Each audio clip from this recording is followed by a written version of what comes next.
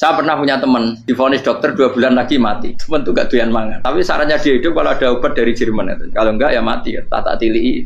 Mati kapan? Kan itu jadi.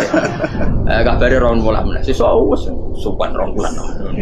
Bagus 2 bulan cepet kok mana sih? Kowe iku iman mulai cilik. Memangnya mati iku gak 2 bulan kasih wae iso wae. Wong pangeran sing di otoritasnya wae ra jajeni 2 bulan 3 bulan kok dokter jajeni ke percaya. Aneh-aneh wae. Saya tak takoni Israel lah. Iya, orang mesti bener kok tak imani. Lah ya kowe cek goblok iku mondok 2 wulan iku ora mesti sesuk ya mungkin. Nah padha-padha mungkin sesuk ya mungkin kok ya oke. Padha-padha mungkin kok milih sing 2 wulan, milih sesuk ae. Milih sesuk saiki tak istighfar be aku, tak ngaji dadi keren mati sesuk. Yo, lit bodone lit biasa. Saiki cek urip kok.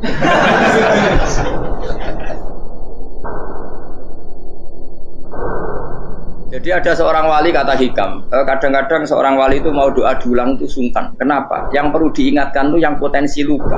Allah kan masih ingat doa kemarin. Jadi wa innama yunabbahu man yajuzu alaihi yang bisa diingatkan hanya orang yang potensi lupa. Sementara Allah tidak akan. Tapi kan akhirnya doanya elik. Ya Allah kayak kemarin. Hari ketiga ya Allah kayak.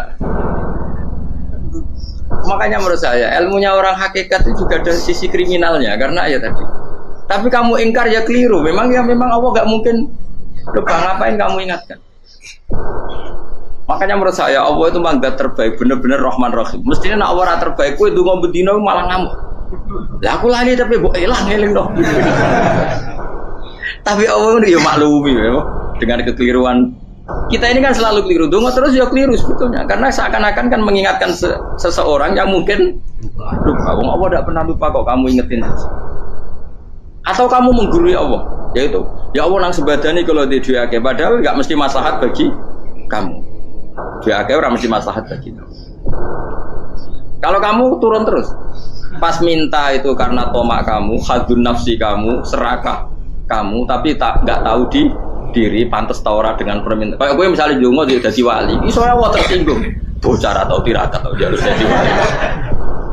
Tapi gak dongo ya Allah tersinggung. Kere ra tau dongo. Jadi orang kalau tidak wali itu sudah keliru terus.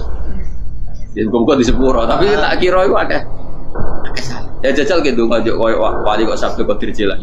Kira-kira Allah tersinggung ngapa nyembah? Kira-kira tersinggung. Tapi misalnya kira tahu dongo kepengen kau Imam Syafi'i, apa yang tersinggung? Bocah ora di idola. Terus piye Gus? Piye kadung salah biasa wis. Wis bakat salah no. Bakat salah. Wis dongane sing gampang kae mesti bener Rabbana dzalamna anfusana wa lam taghfir lana wa tarhamna lanakunanna minal khasirin. Artinya gini loh. Ketika manusia mengatakan mampu, itu ada sekian hal yang manusia itu tidak ikut melakukannya, tidak ikut menciptakannya. Misalnya kue nyupir, supirana enak, punya pengalaman. Tidak kecelakaan karena apa? Nyupir kue enak, mobilku normal. Mobilmu normal lah, wabrak mobil yang mabuk. Nah di sini ini manusia dituntut, diingatkan terus. Kamu itu butuh Allah, rahmat Allah itu yang melindungi kamu, bukan keahlian kamu, bukan kecakapan. Karena tanpa itu semua tidak bisa, semuanya Allah. Ya, tapi manusia tadi, gara-gara misalnya tadi mobilnya normal, dia punya keahlian nyupir, terus mengklaim kalau keselamatan dia itu karena hati-hatinya dia, karena mobilnya normal. Padahal ada sekian catatan yang menjadikan dia selamat dan semuanya itu kudrahnya Allah Subhanahu wa taala. Misalnya gak ditabrak wong mabuk, gak ono gempa, gak ono bumi merekah. Misalnya kita pintar nyopir lah terus bumi memangap terus kecemplung nggak apa. Kemudian daerah-daerah kayak ya rasa tak sebut nomor orang. Kira tahu muka siapa ya, bener mari tak sebut nomor yang ngeri. Intinya Indonesia ora aman, tapi kita tenang aja satunya ora aman kabeh, ora sing aman. Ora usah kuwatir dikuwi faksi, ora usah kuwatir meteor jatuh, kabeh ya potensi napa? Potensi semua. Sehingga ini sedikit saya ijazahkan. Suatu saat kata Rasulullah, saya yang Mu'ad melihat kamu hanya sejengkal di depan para ulama ketika nanti di akhirat. Terus Mu'ad tanya, Rasulullah tanya, kenapa kamu hanya satu jengkal dengan derajatnya para ulama ketika sowan Allah? Jawabnya Mu'ad, kamu punya amal apa? Jawabnya Mu'ad, ya Rasulullah, saya tidak pernah melangkahkan satu kaki kecuali saya tidak pernah yakin apa bisa melangkahkan kaki yang satunya. Dan saya tidak pernah mengunyah satu makanan kecuali saya juga tidak pernah yakin apa bisa menelannya. Dan saya tidak pernah bernafas satu nafas kecuali saya tidak yakin apa bisa nafas berikutnya. Saking dia tergantung ta'aluk semuanya sama kudrahnya Allah Subhanahu wa taala. Kalau kita ini kan sok. Kalau makanan sudah di depannya kayak pasti bisa makan. Kalau dia sudah sehat jalan seakan-akan pasti bisa meneruskan. Padahal 0, sekian detik gue melaku dihantam mobil ya selesai. Misalnya stroke ya selesai dan bisa jalan. Sehingga para wali-walinya Allah itu orang yang filah gotin min lahadotagi, setiap kedipan dia, setiap perilaku dia itu hanya ta'aluk ambil Allah Subhanahu wa ta'ala. Itu yang disebut ya ayyuhan nasu antumul fuqara'u ilallah. Nah kemudian resiko makom ini, ya semua makom tak ada resikonya. Resiko makom ini itu biasanya dia lupa doa. Kenapa lupa doa? Karena doa itu terdefinisikan. Tawari ilmu hakikat terus rumakno wis ra paham lah tak ulang no. Ya resiko ilmu saya ingatkan ya. Ilmu itu kan ada dua. Ada ilmu yang karena didefinisikan. Dan itu akhirnya menjadi masalah. Sebenarnya ilmu itu tidak perlu definisi. Kedua ilmu yang kita rasakan. Misalnya gini, kalau sama saya tanya, kamu pernah nggak minta jadi punya uang banyak? Nggak bertanya, pernah nggak minta? Terus artinya minta itu terus disebut. Tapi kalau menurut Allah, sistem tubuh kamu yang menghendaki punya mobil, sistem tubuh kamu yang ingin punya uang banyak, reaksi tubuh kamu yang terhinakan karena ditagih orang atau butuh uang, ini menurut Allah ya sudah kamu itu peminta-minta. Saya ulang lagi ya. Sehingga menurut Allah kamu minta tidak minta ya tetap berstatus peminta, pengemis. Nah, orang-orang yang sudah wusul, meskipun itu kondisional ya, tidak selalu. Itu ya dia pikirannya mengadahkan tangan apa enggak ya sama saja tubuhnya merasa minta, sehingga dia tidak perlu mengekspresikan minta. Nah, terus orang yang fikih bilang seperti itu tuh sombong, wong kok gak tahu dungo. Sebetulnya keliru vonis orang fikih. Bagaimana mungkin dikatakan sombong? Dia reaksi tubuhnya, elemen tubuhnya sebetulnya meminta. Dia tidak berkategori meminta karena ilmu kadung didefinisikan kalau minta itu yang seperti ini. Itu kan lama. Nanti kalau suatu saat Indonesia yang kuasa itu terlalu NU atau terlalu yang tidak NU, lama-lama ada definisi. Misalnya yang dikatakan tahlilan itu apa? Ya bid'ah, Nabi tidak pernah tahlilan. Sahabat gak pernah nahlilin Nabi, malah ngaji Nabi jadi tahlilin. Mana nih tahlilan jalukno sepuro mayit, ngaji Nabi jalukno. Sehingga dengan tradisi itu tahlil itu masuk definisi bid'ah karena nggak pernah dilakukan sahabat dan para tabi'in. Ya salahnya kamu definisikan. Tapi kalau udah kamu definisikan, diarani tahlil, ya maca la ilaha illallah. Terus mungkinkah satu bacaan la ilaha illallah dilarang? Wong ra oleh maca kalimat tauhid. Jadi misalnya tahlil iku nafadno kalimat tauhid. Oke tok ya orang arah iso dilarang, tapi nak tahlil iku mitung dinane mayit kaya bojo, samane kriminal. Enak. Ya sudah seperti itu. Makanya banyak orang salah itu karena ilmu kadung didefinisikan. Nah, definisi itu sebenarnya tidak mengikat dalam banyak hal. Ini penting saya utarakan. Ya karena seperti itu. Makanya itu masalah-masalah besar antara kita dan firqah-firqah yang lain, masalah ahli sunnah, terus masalah yang lain-lain. Memang ya sudah seperti itu. Ya saya ulang lagi ya. Ketika Nabi Ibrahim mau dibakar Namrud, itu masyhur cerita itu. Dan kemudian jadi Nabi namanya Habib Syahid. Habib Syahid itu sebetulnya hanya ngutip Habib Abdul Haddad. Jadi syair itu sebenarnya ada di Diwanul Haddad. Apa? Diwanul Haddad. Diwanul Haddad itu syair-syair Abdul Haddad ketika beliau usul, beliau mukasyafah. Terus bagian dinyanyikan Habib Syahid menjadi populer. Saya ulang lagi ya. Tubuh kita, misalnya kamu lapar, perut kamu kan mereaksi minta makan. Andaikan kamu itu Tuhan, kan kamu tahu bahwa perut kamu itu minta makan. Tanpa kita bilang ya Allah saya minta makan, Allah tahu kalau reaksi tubuh kamu minta makan. Sehingga orang yang tidak minta pun asal makomnya makom yang ikrar, mengakui kalau dia butuh, ya namanya sudah minta. Tapi fikih kadang mendefinisikan sing darane minta itu hanya madhep kiblat terus menengadakan takbir dan sebagainya. Ya sudah kita sebagai orang pengikut ya yang ikuti fikih, yang ikuti tasawuf, betulnya itu definisi yang setia. Sehingga ketika Nabi Ibrahim mau dibakar Namrud, masyhur itu cerita itu. Beberapa hari mungkin bulan-bulan orang disuruh Namrud cari kayu sebanyak-banyaknya. Ketika kayu sudah terkumpul mungkin satu lapangan, Ibrahim mau dibakar. Pegawai ini Namrud tuh bingung caranya mencalok Ibrahim. Kok saking gedene napa? Nak dicalok kok ado iku ratok tengah. Nak diparekno iku kepanasan. Masyhur. Setan zaman itu orang akeh jadi ya setan tenan. Saya kan duplikatnya sakit jadi setan rata muncul. Wong duplikatnya wis napa? Akeh. Singkat cerita setan itu muncul pura-pura jadi manusia terus ditemukan manjane. Manjane itu semacam ketepil besar yang jadi mana ya dari kiai-kiai ketepil haram mergo penemune setan. Jadi ini tuh. Tapi nak manjanik penemuan setan itu betul, walhasil terus dibikinkan satu manjanik semacam ketepil besar terus Ibrahim dilemparkan ke api lewat apa ketepil tadi, idenya siapa? Setan. Nah ketika di tengah api itu unik, kata malaikat Jibril datang terus tanya sama Ibrahim, ya Ibrahim apa kamu butuh saya?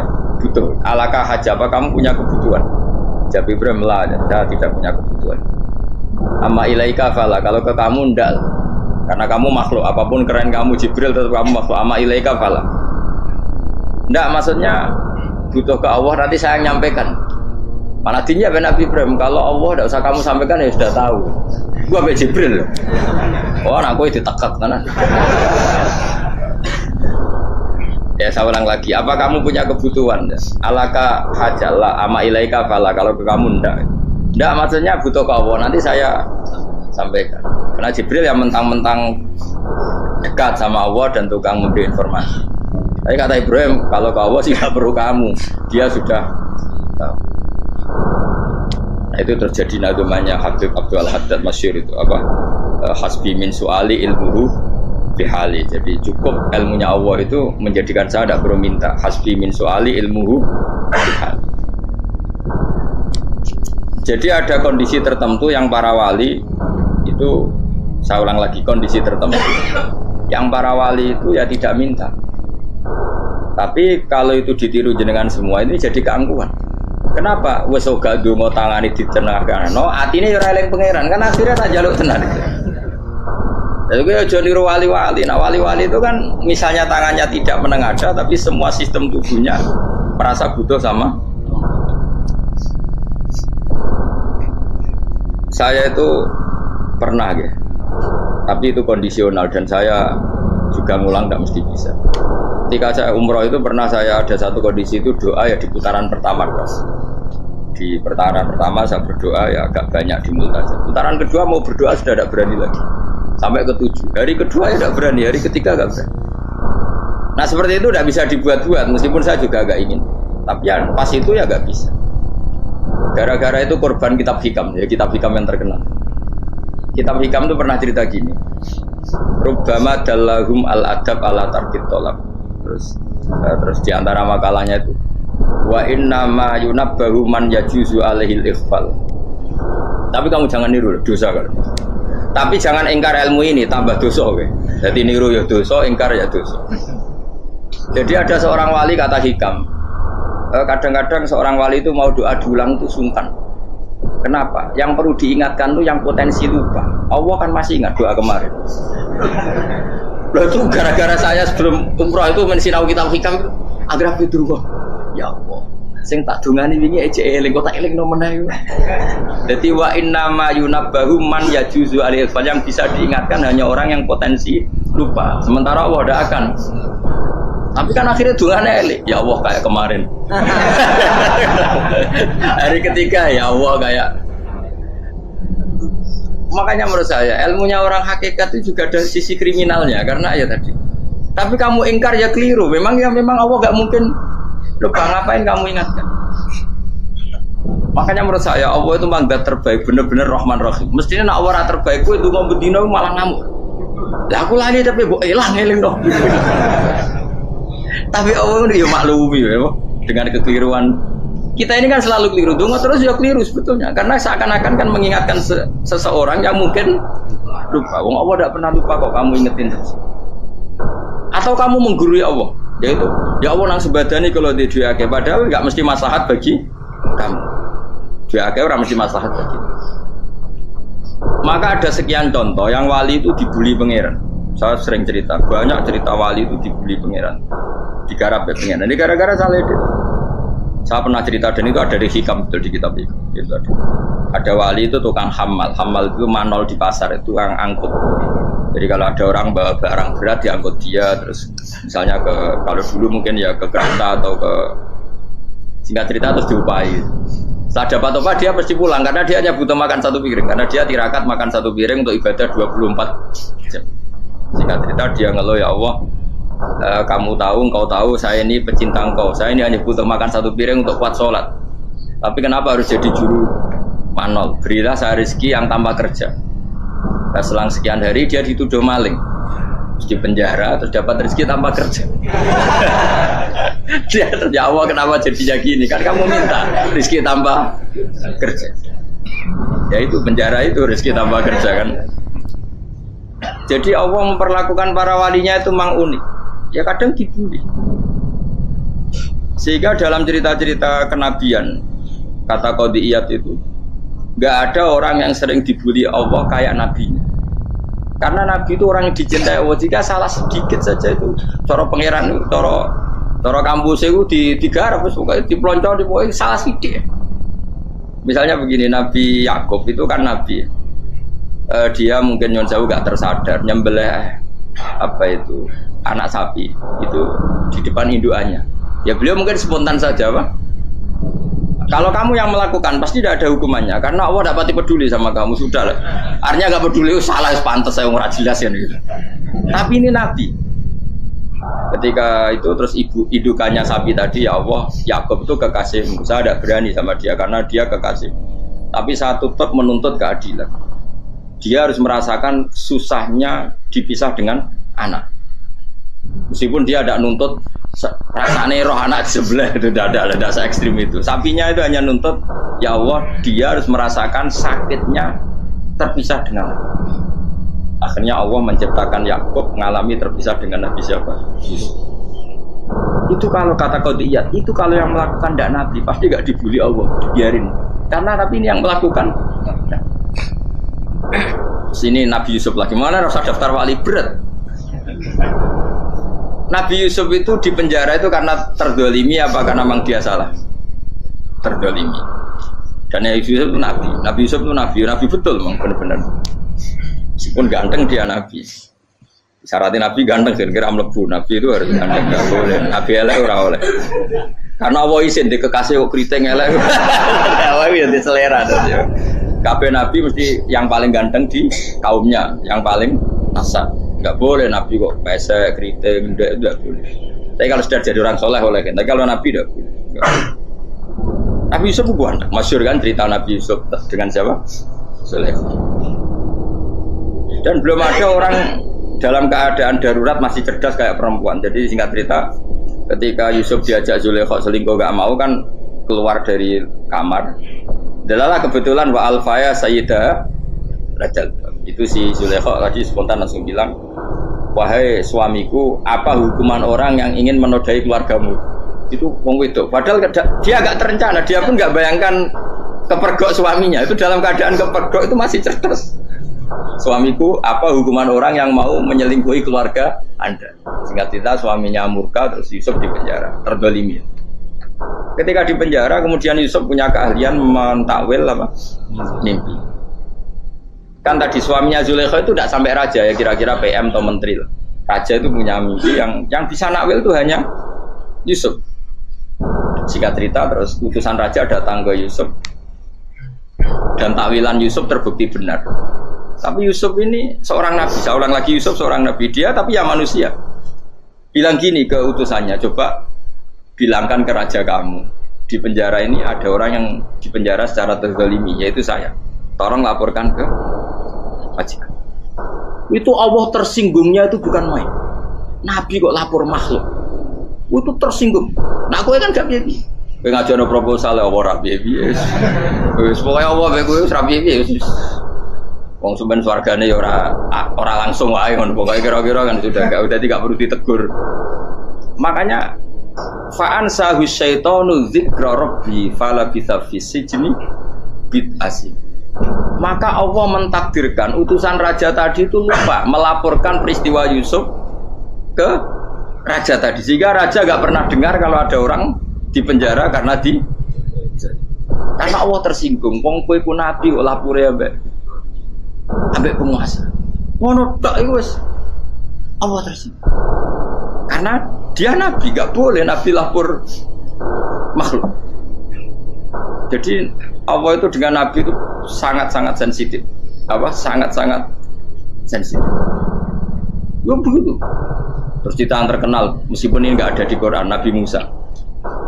Nabi Musa itu pernah sakit gigi karena dia mentang-mentang kalimullah, orang yang sering komunikasi dengan Allah, minta ya Allah tolong tunjukkan obat gigi saya itu apa. Singkat ini sama Allah dikasih tahu, kamu ngunyah suket ini gitu, rumput ini kamu kunyah nanti pasti sembuh. Karena resepnya dari Allah ya pasti mujarab, kan nggak kok dokter. Singkat cerita dikunyah terus sembuh. Suatu saat dia sakit gigi lagi, nggak konsultasi lagi karena masih punya resep tadi kopian apa resep. Dia datang nyari suket yang sama dikunyah tambah sakit. Tanya sama Allah, ya Allah ini kan resepnya yang sama, kenapa tambah sakit? Kata Allah, kamu itu kekasihku. Ora nak sing ngobati ku aku ora suka sembrono. Semenjak itu Nabi Musa ora pernah resep lagi sudah. Andikan tuh kamu, pasti Allah juga enggak tersinggung. Makanya kata Qadiyah, kenapa para nabi sering ditegur itu bukan karena Allah murka, nabi itu beda. Jadi kesalahan kecil atau apa-apa yang menurut kita ada salah itu untuk nabi salah. Makanya di ahli sunnah ada kaidah apa? Mimba bihasanatil abror sayyi'atul muqarrabin. Pernah dengar kaidah apa? Mimba bihasanatil abror sayyi'atul muqarrabin. Sesuatu kalau dilakukan umumnya orang itu hasanah atau kebaikan, tapi kalau dilakukan para nabi itu salah. Karena apa ya? Saking dekatnya dengan saya ulang lagi apa? Mimba bihasanatil abror sayyi'atul muqarrabin. Jadi nabi itu beda. Nah, para nabi itu orang-orang yang ngalami fikir yang doa resmi kayak siapa tadi? Definisi fikir ya sering. Kayak definisi orang tasawuf yang sering. Sehingga ketika nabi berdoa ya memang secara disiplin ilmu yang namanya berdoa ya minta Allah dengan mengadakan tangan. Ketika enggak berdoa karena nabi sadar Allah tidak perlu diingatkan lagi, pasti masih ingat gitu. Jadi dua-duanya benar terus. Makanya Nabi itu lam yazal fitaroki, Nabi itu selalu naik derajatnya. Karena pas minta ya benar, pas tidak minta ya. Tapi kamu jangan niru dosa kan. Tapi jangan ingkar ilmu ini, tambah dosa oke. Jadi niru ya dosa, ingkar ya dosa. Jadi ada seorang wali kata hikam. Kadang-kadang seorang wali itu mau doa diulang itu sungkan. Kenapa? Yang perlu diingatkan tuh yang potensi lupa. Allah kan masih ingat doa kemarin. Loh itu gara-gara saya sebelum umroh itu mensinau kitab hikam agar itu kok. Ya Allah, sing tak dungani wingi eje eling kok tak eling no meneh. Dadi wa inna ma yunabbahu man yajuzu alaihi yang bisa diingatkan hanya orang yang potensi lupa. Sementara Allah tidak akan. Tapi kan akhirnya dungane eling. Ya Allah kayak kemarin. Hari ketiga ya Allah kayak. Makanya menurut saya ilmunya orang hakikat itu juga ada sisi kriminalnya karena ya tadi. Tapi kamu ingkar ya keliru. Memang Allah nggak mungkin lupa, ngapain kamu ingatkan. Makanya menurut saya Allah itu mandat terbaik, bener-bener Rahman Rahim. Mestinya nak Allah terbaik, itu ngomong bedino malah ngamuk. Lah aku lali tapi mbok eling dong. Tapi Allah itu ya maklumi ya, dengan kekeliruan. Kita ini kan selalu keliru, dongo terus ya keliru sebetulnya. Karena seakan-akan kan mengingatkan seseorang yang mungkin lupa. Wong Allah tidak pernah lupa kok, kamu ingetin terus. Atau kamu menggurui Allah, yaitu ya Allah nang sebadani kalau di doake, padahal nggak mesti maslahat bagi kamu. Doake orang mesti maslahat bagi kamu.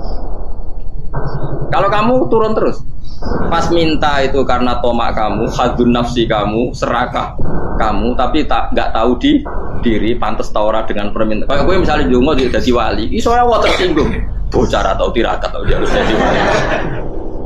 Tapi gak dongo ya Allah tersinggung, kere atau dongo. Jadi orang kalau tidak wali itu sudah keliru terus. Jadi gue di sepuro, tapi tak kira itu ada. Ya jajal gitu nggak wali kok sabtu kok dirjilan. Kira-kira Allah tersinggung ngapa nyembah jadi? Kira-kira tersinggung. Tapi misalnya kira tahu dongo kepengen kau Imam Syafi'i, Allah tersinggung. Bocah ora di idola. Terus piye Gus? Piye kadung salah biasa.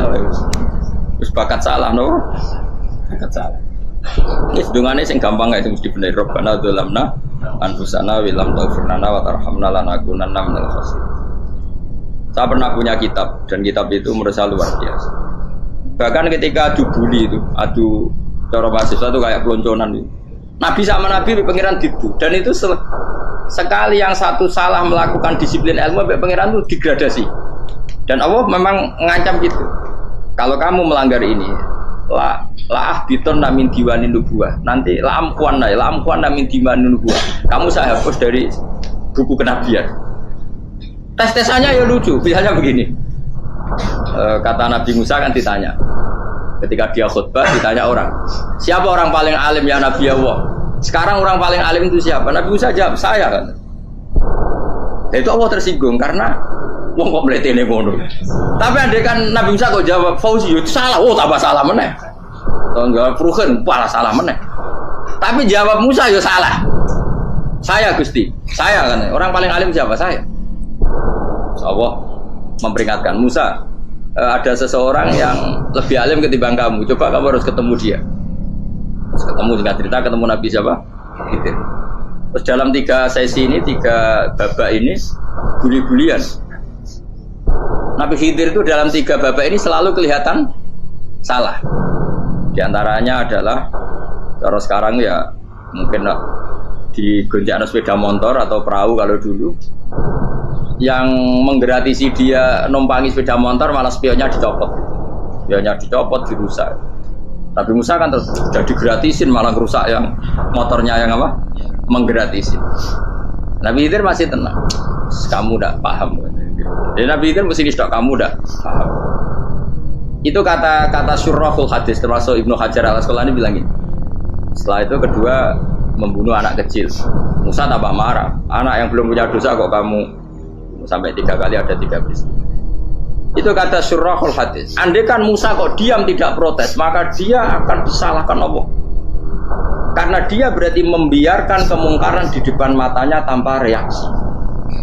Jadi sebetulnya ketika Musa berontak itu Nabi Khidir, Nabi tenan. Jadi itu kan unik. Tapi berontak itu disalahno. Jadi angel sandi tes-tesan dadi nabi ku ya angel. Misalnya kok Nabi Musa itu kayak model santri Jawa Timur, Nabi Khidir salah, nggih derek mawon. Ya ora nabi jero barang mungkar. Menengae.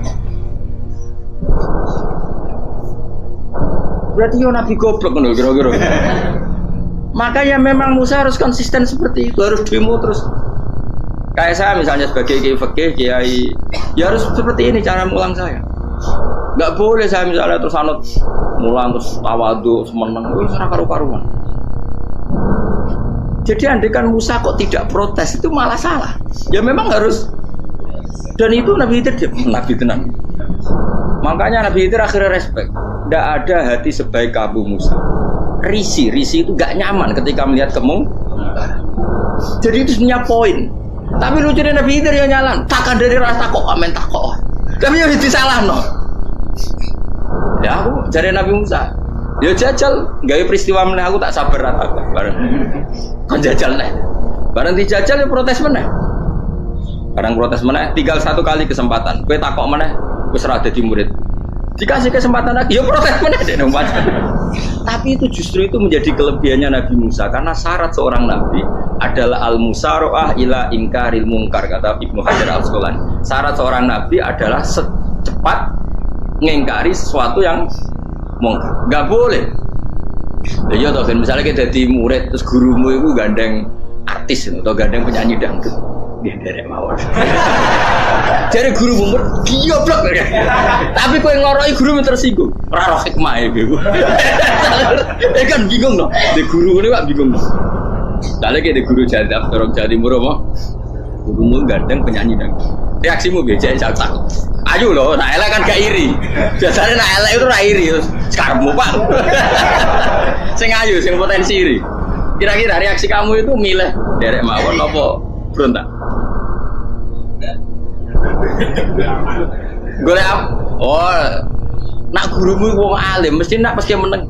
Muridku gila betul, gak sensitif. Roh barang mungkar dilakukan di depannya kok tidak reaksi, tidak protes, gebet tenang. Tapi lucunya guru mau nak protes ya, gak ada akhlak. Guru lagi senengnya kok ora oleh. Nah Nabi itu kan bully-bulian. Jadi Nabi Khidir dengan Nabi Musa itu tepat-tepat. Karena dua orang ini sama-sama kekasih Allah.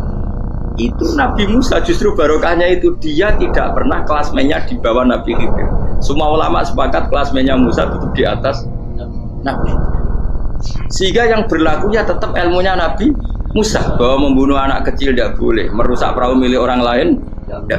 Karena Allah tetap lebih respect dengan ilmunya Nabi Musa.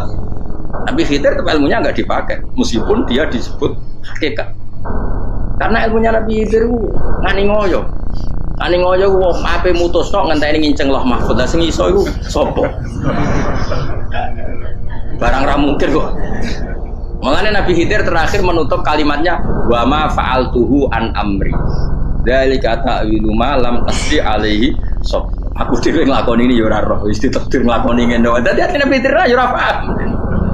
Jadi wa ma fa'altu an amri itu terakhir kira-kira artinya saya sendiri tidak melakukan ini karena inspirasi saya sendiri atau keputusan saya sendiri. Tahu-tahu saya ditakdir melakukan. Karena pas itu Nabi Khidir disetting semuanya dengan ilmu hakikat. Yaitu bayi tadi memang kutiba kafiron. Kutiba kan apa? Kafiron. Memang dia nanti kalau umur nganti tua ditakdir mati kafir. Daripada mati kafir nanti ya sudah mati sekarang. Tapi nggak mungkin kan ada syariat daripada soben beling pateni kecil. Orang syariat tetap ikut Nabi Musa. Makanya kata Ibnu Hajar Al-Asqalani itu uniknya Allah sama para wali-walinya. Waliku klirullah itu tetap disenangi pengen. Terus pengenan nabi-nabi ini yo kecil-kecilkan yo panjenengan wong. Terus keempat ya. Tadi kan saya punya contoh 3, ini contoh keempat, ini terakhir. Akhirnya kok ilmu merah cukup tetap malah bingung enggak. Nabi itu minggat itu boleh enggak? Tanpa pamit, minggat itu pergi enggak pamit itu boleh enggak? Enggak boleh. Rasulullah meskipun kayak apa disakiti di Mekah itu enggak pernah minggat, enggak pernah hijrah. Saya ulang lagi, karena butuh izin. Tapi Allah pernah punya kekasih yaitu Nabi Yunus. Nabi siapa? Yunus. Itu Quran meredaksikan ya abako. Abako itu terjemahnya apa? Minggat. Kalau pergi itu dhahaba. Tapi ini Allah meredaksikan itu abako. Abako itu ya minggat. Nabi Yunus itu dakwah di daerah Nainua. Nainua itu ya Babylon sana. Kampungnya namanya Nainua. Ya, daerah Babylon. Babylon itu kalau di geografis modern ikut Irak. Ikut mana? Irak. Jadi Kufa, Basra, Babylon. Siapa itu yang mengalahkan pasukan Yahudi dulu itu Bukhtanasor, Bukat Nasir itu ikut mana? Babylon apa? Babylon. Kama unsila alal malaka ini di Babila Harutama. Makanya kalau ulama-ulama melihat Irak kacau sampai sekarang itu tidak kaget. Irak itu ardun mal'unah kalau di kitab-kitab, bumi yang memang sudah terlaknati mulai. Sehingga ketika ada kasus Saddam Hussein sekarang itu ulama tidak kaget. Zaman Rasulullah Sugeng itu Irak itu termasuk sudah bumi yang guna keazala. Jadi di sana pasti banyak fitnah. Fitnah pertama yang dicatat sejarah adalah Mautul Husain apa? Kabudute Said siapa?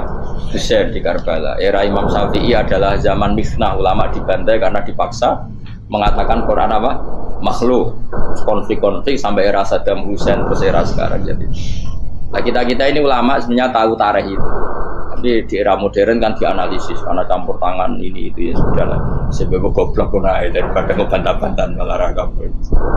Goblok gue pinter. Nah, sekarang kan analisisnya kan, wah ini ada campur tangan pihak ketiga diciptakan nih sound ini. Ya kalau intelijen harus ngomong seperti itu. Kalau kita seperti ulama memang dari dulu dicap Nabi hunalika az zalasil wal fitan. Saya teruskan. Nabi Yunus itu dakwai kaumnya itu lama sekali dan tidak iman. Nah semua nabi kalau kaumnya tidak iman itu diberi hak Allah ngancam akan adanya adab. Apa? Ngancam akan adanya adab. Nabi Yunus ngomong gitu terusin. Nanti kalau kamu tidak iman itu pasti kena adab.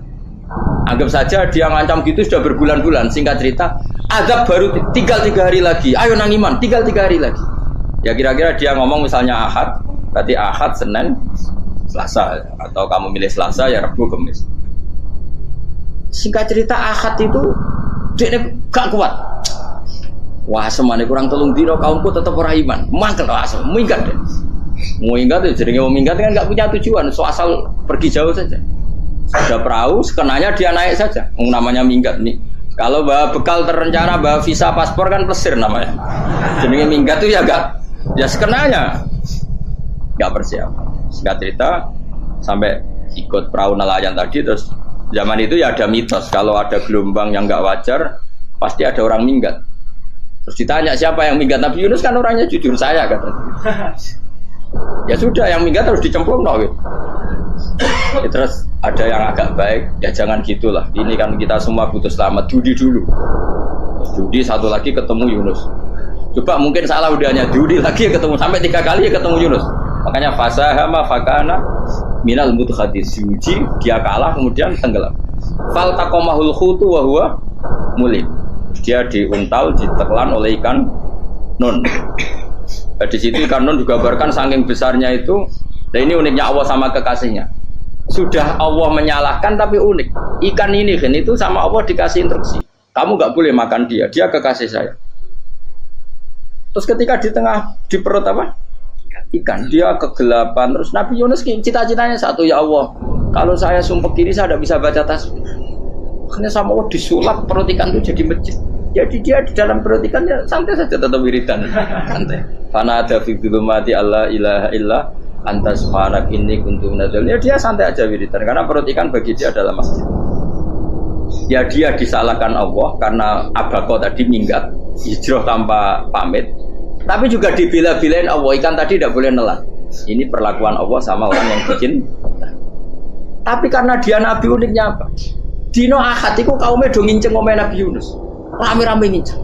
Lucunya cara nginceng gini. Nak Yunus ning omah berarti bodoh nih. Wong omah ono adab kok dene tengok-tengok.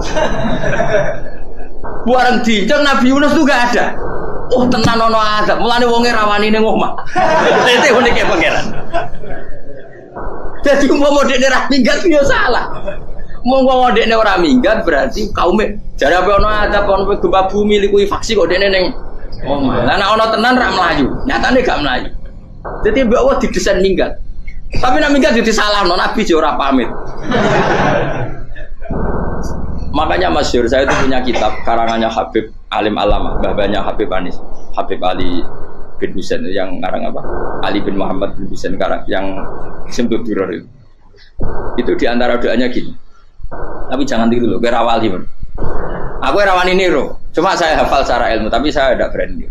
Waj'al sayyiati man ahbabta. Ya Allah, jadikan kesalahan saya itu kesalahan orang yang kau cintai. Terus pokoknya salah lagi jadi pengiran kadung seneng, salah lagi sampai wae wong seneng. Waj'al sayyiati man ahbabta. Wis koyo kowe lah dimanja wong tuamu anak paling disayang. Salah wae lucu. Kowe cah cilik. Kowe seneng cah cilik. Salah wae. Cano gelas yo lucu, tiba yo lucu. Tibane cah tuwek-tuwek. Bocah jelalatan mulane tiba. Ah itu barang kau mengincang omahe Nabi Yunus gak ono wong. Wah, berarti adab mau turun betul. Andai kan adab tidak jadi turun, pasti Nabi Yunus berani di tenang. Wes bareng mulai malam Kamis, adab itu sudah kelihatan. Ada puting beliung, ada apa, sudah jelas pasti ada adab. Kaum yang lapangan tobat, finish. Secara bal-balan menit-menit apa? Terakhir. Woi, apa pengen ditompo tuh berarti? Wes gak sido tak adab bang kue tobat. Singkat cerita, Nabi Yunus hari ketiga atau apa dia selamat. Pakai versi yang umum saja. Selamat. Faltaqamaul khutu bahwa falaula annahu kana minal musabbihin ala bi batni ila yaumi Yubasun. Akhirnya dimuntahkan sama ikan tun tadi, terus dia keluar. Barang keluar tanya-tanya kabar, gimana kabar kampung Nenuwa? Baik-baik saja. Tabar awani mulai karena dia tahu kalau orang bohong itu dihukum mati. Padahal dia bohong, katanya kemis itu ada adab, ternyata kampungnya baik-baik. Padahal baik-baiknya karena mereka jadi masyarakatnya nyari dia karena mau iman. Si nabinya agak berani pulang karena nanti dihukum mati. Aku pangeran ambek kekasih itu dia. Pangeran ya bully itu. Oh itu beda-bedaan. Wong kekasih pangeran, aku ora ngerti pintu langsung diadab. Jadi pangeran ambek kekasih iku beda ora koyo. Akhirnya Yunus ramane mulai. Wah nak mulai aku disiksa. Perkara nih kalau pembohong itu dihukum mati. Masyarakat yang goleki tenan, mergo nalem kemis ku ono azab tenan. Patos do tobat. Disebut falau laka nasqaryatun amanat fanafaha imanuha illa qauma Yunus lamma amanu kasyafna anhum adzabal khizyi fil hayatid dunya. Enggak ada kampung yang saya adab kecuali kasil tak adab, kecuali kaum Nabi Yunus. Aku semeh ngadab lho, pas menit terakhir peta adab tobat. Akhirnya rasido aja pangeran. Iku kaum Nabi sinten? Iku yo barokah minggate Nabi Yunus. Lah iku nabi. Wong kliru kok barokah iku nabi. Umpama Nabi Yunus ora minggat, kaume berpikir Yunus kok wong ape ana azab kok tengok-tengok. Nengom. Tapi pas minggat tenan yo disalahno pangeran, minggat kok gak paham. Hikmat. Amalane kira usah protes. Wali itu beda, kekasih pangeran itu sama dengan sing dialami Rasulullah Sallallahu Alaihi Wasallam ning Sulhul Hudaybiyah. Semua perjanjian itu salah secara hukum fikih, bukan salah lagi, sangat salah cara ukuran fikih. Sehingga semua sahabat itu protes kecuali Abu Bakar As-Siddiq. Cuma semuanya omong Umar, tapi semua sahabat akhirnya ya mencoba di antara perjanjian gini. Pertama kan enggak, biar sampean enggak terlalu jadi teroris, enggak terlalu jadi ekstremis. Memang tidak usah jadi teroris, tidak terlalu jadi teroris.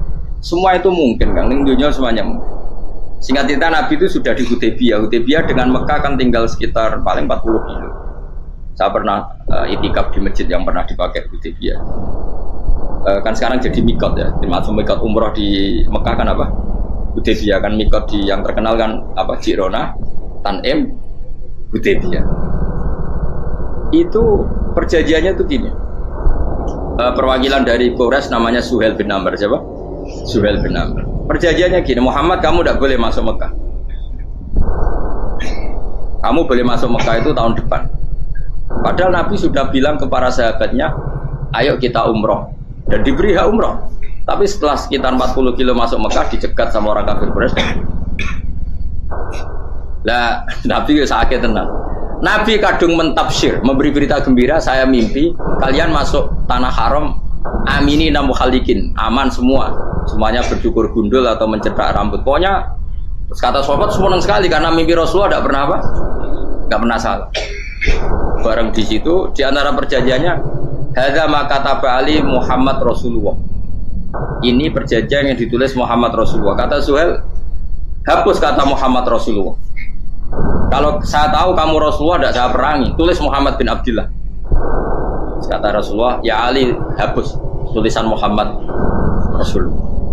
Kata Ali, tidak saya akan menghapus setelah Muhammad Rasulullah. Tapi Nabi unik. Hapus gak popoli, masih aku hapus aku tetap Rasulullah. Tulisan weh. Jadi Nabi ya relax saja. Tapi Ali katanya, fawwama ana bimakhihi abadan, saya tidak akan menghapus tulisan itu selamanya. Kata Nabi, kena ragilem gapus, tanganku dudono, aku sing gapus. Nabi kan umi, tidak bisa baca terus. Tangannya Nabi sendiri yang dilewatkan Ali ke tulisan itu sehingga terhapus. Nabi ya relax, li, wong tulisan wae aku ora ditulis Rasulullah ya tetap Rasulullah, aku masih relax. Terus perjanjian kedua, kalau ada orang kafir Quraisy masuk Islam harus dikembalikan, karena berarti keluar dari habitat. Tapi kalau sudah Islam kok masuk kafir lagi harus dibiarkan, karena berarti kembali ke habitat. Nabi bilang ya nggak masalah. Semua perjanjian itu merugikan Islam. Itu secara fikih pasti salah. Akhirnya Umar itu protesnya keras sekali. Ya Rasulullah, apa engkau masih Nabi? Utakai sengak. Apa engkau masih Nabi? Dan Nabi siapa santai bala ya saya masih Nabi. Tapi kenapa kamu hinakan kita dan memberikan kehormatan pada orang-orang kafir itu? Jadi kan Nabi lucu. Ya agama iku wae pangeran. Masih aku perjanjian ning ngono kok pangeran sing angkat agama iki tenang wae. Kanjeng Nabi ku yo perjanjian mbek manusa gampang. Jadi Nabi itu sange imannya Allah tetap yu'izzu hadaddin. Allah pasti memuliakan ini agama. Apapun perjanjian yang diciptakan manusia. Makanya bapak saya, Mbah Mun guru saya itu ngaram-ngaram tenan mikir Islam. Islam mbok pikir haram, ono sing duwe. Ben ngono. Dunya rusak kok apa ben. Tetep Islam mulya. Rasa mbok pikir wis keliru-keliru lah perjanjian dunya keliru lah. Lu coba Uni Soviet kayak apa hegemoninya? Kayak apa kuatnya Uni Soviet? 100 tahun mengkooptasi Uzbek, Tajikistan dan tapi apa bisa menghilangkan keimannya orang Uzbek Ceknya? Ketika Uni Soviet bubar langsung malah negara-negara itu jadi persemakmuran yang negara apa?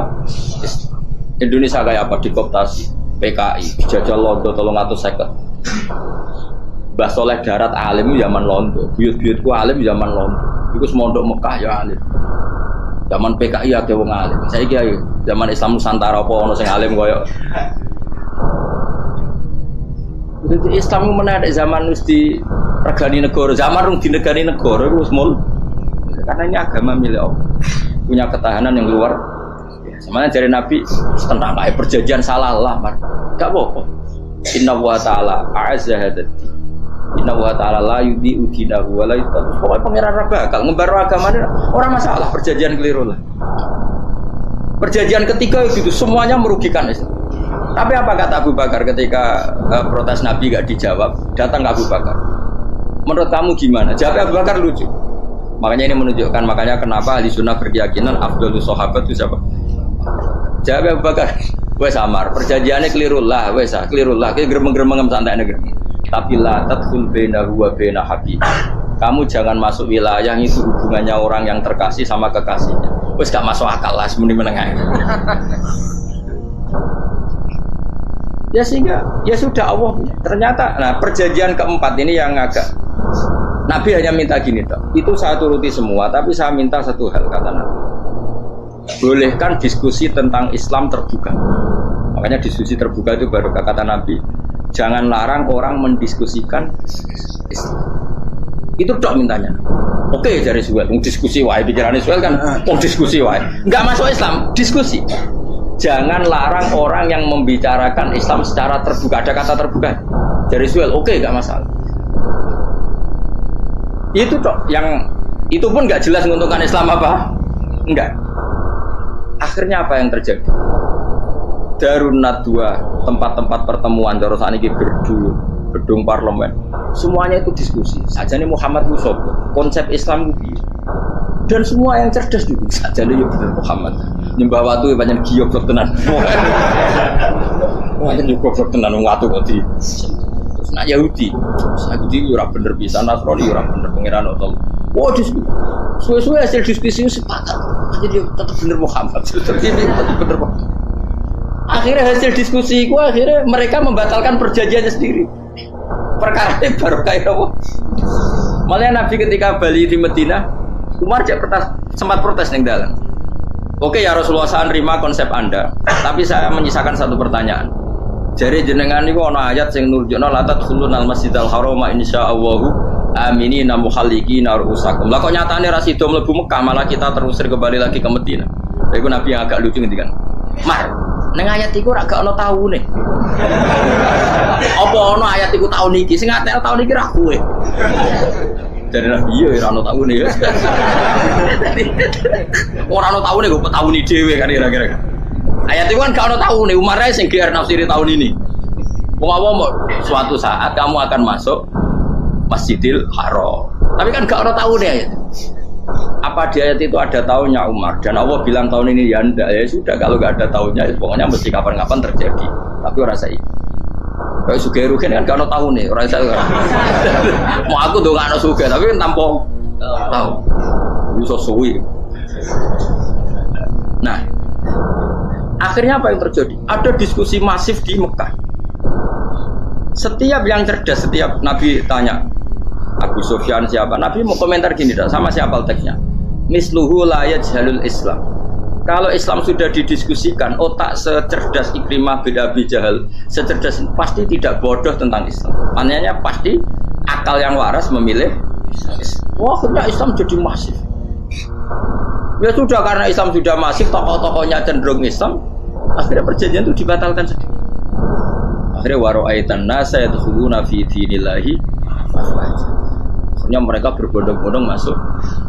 Itu artinya apa? Nabi itu gaya perjanjian cara fikih keliru wae, cara fikih cara zahire keliru wae, tetap baru karena punya hubungan khusus dengan Allah Subhanahu wa taala. Makanya la tadkhul bainahu wa baina habib. Itu kan kayak ya sudah di pangeran. Makanya Sayyid Ali itu Sohibu Simtiduran nak dungo di antara doanya waj'al sayyiati man ahbab. Jadikan ya Allah kesalahan saya kesalahan orang yang engkau cinta. Para ulama nyontono ngene, saiki Nabi Adam ambek iblis itu padha salah itu. Enggak jawab. Padha salah, iblis itu salah bodoni Nabi Adam salah dilarang mangan wit khuldi tetep mangan. Mau trimo rayuane sinten? Iblis. Tapi wong piye-piye pangeran ku seneng Nabi Adam. Sediluk diusir bar sumajtabahu rabbuhu fataba alaihi wa bar langsung Adam urung metu ke swarga wis diwarai. Damke kepengin tak sepuro nggih, tak warai dongane. Iblis tak diwarai. Makane kena donga, wong dadi ngene ke ya pokoke wong disenengi ku menang kan. Lah kaya piye donga iku kowe ora bakat wali biasa wae iki cerita. Ya sudah seperti itu. Tapi emang ya sudah seperti itu. Nabi Adam itu orang pati keusir tenan kus fatalah ko Adam Rabbi kalimatin fatah. Jadi orang terlalu jauh dari surga. Kemana lagi pas pertama medun ke bumi sampai awal diwarai beberapa kalimat sing dadekno di sepuro. Kawat al sayyiati man ahbab. Jadi penting kalau atur mulane wilayah-wilayah kenabian itu wilayah yang kita tidak pernah tahu detailnya, tapi kita yakin Nabi itu para kekasih Allah. Dan agama Islam itu juga agama paling diridhoi. Maka di zaman apapun, kecewa apapun dengan perjanjian dengan negara maupun dengan dunia, Islam tetap dihormat pangeran. Wis ora usah kuat. Mikir Islam ku keliru. Nangit mayo oleh nak mikir keliru. Agama pangeran. Saya masyhur Sayyidina Umar itu kan khalifah paling sukses masalah futuhan. Di masalah apa? Futuhan. Dan Ibnu Umar setiap jalan-jalan itu dibully sama orang-orang. Ya Ibnu Umar, mbok ya kamu itu minta sama bapak kamu supaya dia nyebut penggantinya siapa. Atau bikin suksesi lah. Jangan kok dia khalifah sukses kemudian tidak jelas juntrungannya. Kan dia tetap mati suatu saat. Saking gak kuatnya Abdullah bin Umar matur, ya Abah, engkau harus suksesi. Siapa ya pemimpin setelah jenengan? Nah kenapa? Orang-orang bilang kalau ada orang misalnya penggembala kambing terus ditinggal gelanggang itu dianggap dosa karena kambingnya pasti kocar. Apalagi ini urusan umat. Kamu tahu-tahu mati sebelum sesi ini pasti kacau. Umar langsung marah. Agama Islam itu gak sama dengan kambing kata Umar. Agama Islam agamanya pangeran, mesti diurusi pangeran. Aku mau khilafah, aku mau sukses. Ben aku rasa mikir, engkau ora diurusi pangeran. Jadi Umar itu justru sangat hormatnya sama Islam itu dengan cara gak mau mikir Islam. Gak mikir berarti gak khidmah ya, tetap mengkhidmati Islam. Seperti saya ini kan yang khidmati Islam lewat mulang. Tapi aku tahu mikir nasib Islam. Islam ora kondang piye. Ditinggal Abu Bakar mlaku, Umar mlaku. Wali songo mbek kowe ra mulya wali songo. Saiki jurus mudin yo mlaku, jurus KUA yo mlaku. Jurus mubalek sing kadang matre ku yo mlaku. Berapa kiai sing dadi oknum perkara proposal? Ya agama ya. Wong bapak udah konco kiai mudin, anake mondok, bareng saking suwene dadi mudin. Zaman iku mudin urung untuk gaji kono negara. Anake yo dhuwit muni spontan. Cung ora ono mati kok dhuwit. Mergo nek ora ono mati ra entuk rezeki. Cung ora ono mati kok dhuwit. Muni ku agama ya ra piye-piye juga. Mergo agama iki diurusi Allah. Ayo nabi palsu ben kira wae mulai Musailamah sampai Musoddek sampai Lia Eden. Kurang lagi. Mulai wali palsu, koyo Rama Dosa, Rama sapa iku. Kowe ono kabeh ora masalah. Uni Soviet kayak apa mengkooptasi Ceknya Uzbek. Akhirnya ya kalah Uni Soviet. Saiki Ceknya Uzbek jadi negara apa? Islam. Kayak apa? Donald Trump, Islamfobia. Tapi sekarang orang Amerika malah berbondong-bondong masuk apa? Aku pikir malah Islam konsepnya malah rusak. Mereka terus di metodologi. Harusnya penyebaran Islam itu begini. Harusnya Mbah Mungkira pangeran ngomongnya harusnya. Orang Islam kadang melaku ya lewat model. Saya itu punya santri, ini kisah nyata. Itu lahirnya di Bali. Itu bisa baca Fathul Mu'in. Lahirnya di Bali. Bahkan dia ketika SD itu tukang mimpin lagu Hindu. Lagu Bali apa Hindu apa Buddha? Hindu. Karena dia ketua kelas, tapi Islam. Semua cuma. Jadi dia ikut. Gara-gara jadi baba itu bakal sate neng Bali. Ya bakal sate berhubung sukses, ponakane misalnya ini diajak orang Madura kan. Aslinya orang Madura. Setelah kampung itu menjadi kampung Muslim, lama-lama berkebutuhan punya mas. Berhubung wis anake kiai ana masjid mosok ora di wong alim. Akhirnya anake dipondokno di Jawa. Pondokno di Jawa iso maca muin terus ngaji sama saya. Jadi saya iki ning Bali kok ana wong ora ya ana santri di Bali maca Fathul Muin. Ning Jawa kadang wong ora iso maca. Jadi dia mau bakal sate muter.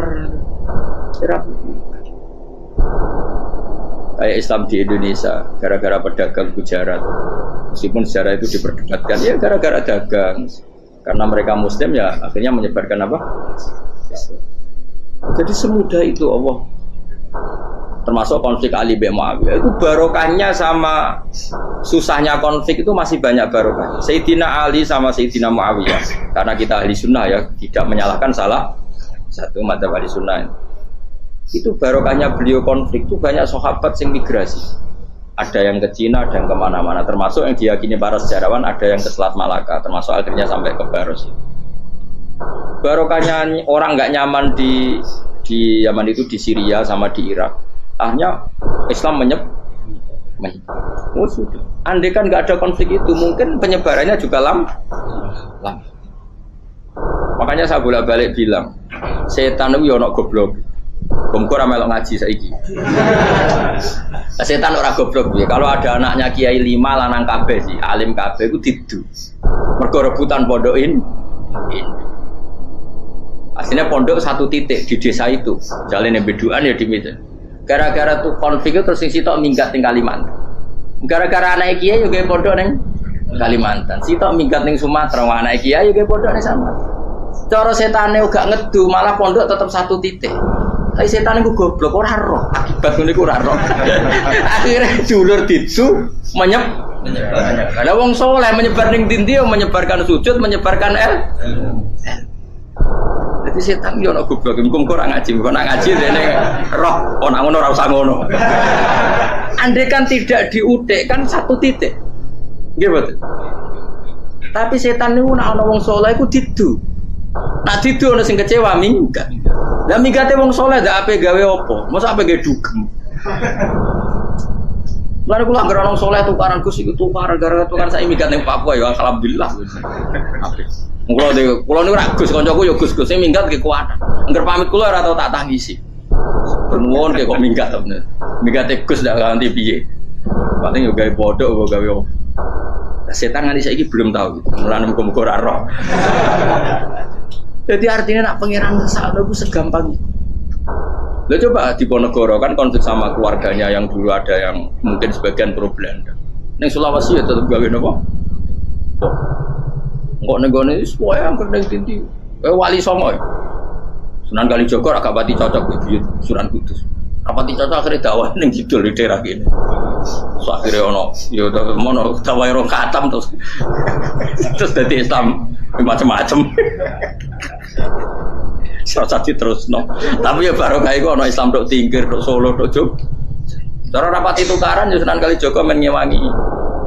Sunan Kudus, Sunan Bonang ning gone. Berhubung barokah tukaran sithik-sithik.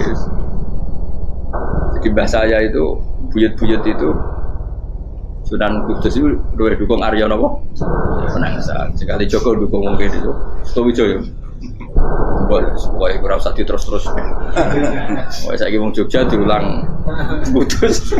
Buyut-buyut keluar itu yang Kudus. Serau usah dijero-jero. Ini jelas barokah. Mau meratu karan ya utak-utak yang pantura. Barokah itu karan ya dong. Jadi, tapi ora usah terus. Nah ngono tukaran barokah ora usah mending ngomong. Pokoknya apa yang ngangeran sing ngersakno kabeh baru. Tapi ora usah diciptakan. Ono suami istri pegatan terus Ya kadang ya baru kasing wedok untuk bojo luwih bener. Akhirnya alhamdulillah saiki bojo wapiah. Padahal sing lanang tau GR, wah pegat iso apa ya piye malah ape. Iku pengiran. Makanya mikir Islam yo mikir. Sekarang kan ndak orang terlalu semangat Islam terus dia konsep Islam harus menguasai negara, akhirnya memaksakan jadi pemimpin.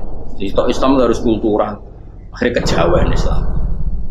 Umat Islam kudu kaya, juga kedunyan denane. Islam kudu fakir, bebas hisab, kefikiran akhirnya buruh Cina. Justru kakean konsep bisa mari kuat. Lah ya ana sing wah Islam kudu sugih, nek sugih ben kuat. Jebule bareng sugih kedo. Ana sing milih fakir ae ben tambah hisab, kefikiran Islam buruh Cina. Islam harus merebut negara supaya ada konsep apa? Pas ngerebute wis ngafir-ngafir wong akeh. Pas prosesnya wis dadekno perkara. Islam harus kultural, juga main-main gong wae malah sindenan terus. Kasih do dakwah, mergo kakean apa? Kultural ora usah dikonsepis ben mlaku. Pangeran dhewe sing ngatur Islam. Kayak apa agama ini pernah ditinggal orang-orang terbaik? Mulai para sahabat tabi'in sampai wali songo, nyatanya tetap berjalan. Iku nunjukno agama ini diurusi Allah Subhanahu wa taala. Napa khidmah wae? Kayak saya yang mengkhidmati Islam. Khidmah itu berbakti memberi pelayanan pada Islam. Tapi ora usah ngrasa mimpin apa Islam, apalagi membuat konsep untuk Islam. Justru konsep kita ini nanti yang merusak. Karena tadi ngendikan ulama-ulama wa inna minal ilmi ila jahlan. Kadang ilmu itu tetap melahirkan kebodohan. Kenapa? Ketika ulama ditanya innal ilmi tuhyanan katuhyanil mal, karena ilmu itu punya keangkuhan, kelajutan kayak lajutnya harta. Misalnya gini, saya seorang faqih. Ditanya sesuatu yang tidak mendesak pun saya jawab hanya karena mempertahankan kredibilitas saya sebagai seorang faqih. Padahal jawaban saya itu malah bahaya bagi is. Misalnya gini, contoh gampang. Ada orang misalnya Ruhin baru tobat, dia sholatnya salah, rukuknya salah. Terus saya ditanya sama Fauzi, ke sholatnya Ruhin sah apa enggak? Wong dia enggak memenuhi syarat dan rukun. Tentu saya sesuai disiplin fikih saya bilang enggak sah. Karena harus sujudnya ngongkrong atau dia sholatnya Fatihahnya ada. Padahal andaikan saya ada jawab lebih baik. Karena apa? Bisa saja menurut Allah sholatnya dia enggak sah secara fikih tapi diterima Allah. Karena dari tidak sholat menjadi sholat. Itu kan ibarat begini. Orang makan tela yang agak-agak beracun, tapi tidak racun yang mematikan. Itu baik apa enggak? Ya tidak baik jawabannya. Tapi kalau bandingannya daripada tidak makan sama sekali, tentu baik makan. Nah, kesalahan itu yang makanya kata Imam Ghazali, kesalahan itu yang dialami para fuqaha mu'asirun sekarang. Setiap pertanyaan itu dijawab. Dan ironisnya karena sesuai disiplin. Ya tidak bisa. Makanya saya pernah punya teman divonis dokter 2 bulan lagi mati. Terus teman itu gak doyan mangan. Tapi sarannya dia hidup kalau ada obat dari Jerman. Kalau ada obat dari Jerman dia hidup. Kalau enggak ya mati kan. Tak tili mati kapan? Ini udah. Kabarnya rong bulan mana? Sesuk supan rong bulan. Lukus rong bulan cepet kok mana sih? Kowe iku iman mulai cilik. Memangnya mati iku enggak rong bulan kasih sowae iso wae kok. Wong pangeran sing di otoritasnya wae ra jajeni rong bulan 3 bulan kok dokter jajeni ke percaya. Aneh-aneh wae. Saya tak takoni Israel lah menika. Iya, orang mesti bener kok tak imani. Lah iya, Pak. Kowe cek goblok kowe iku mondok 2 bulan iku ora mesti sesuk ya mungkin. Nah, padha-padha mungkin sesuk ya. Mungkin kok ya. Oke. Padha-padha mungkin kok milih sing 2 bulan, milih sesuk ae. Milih sesuk saiki tak istighfar be aku, tak ngaji dadi keren mati sesuk. Yo, sulit bodoh nih, itu biasa. Masa kita urip.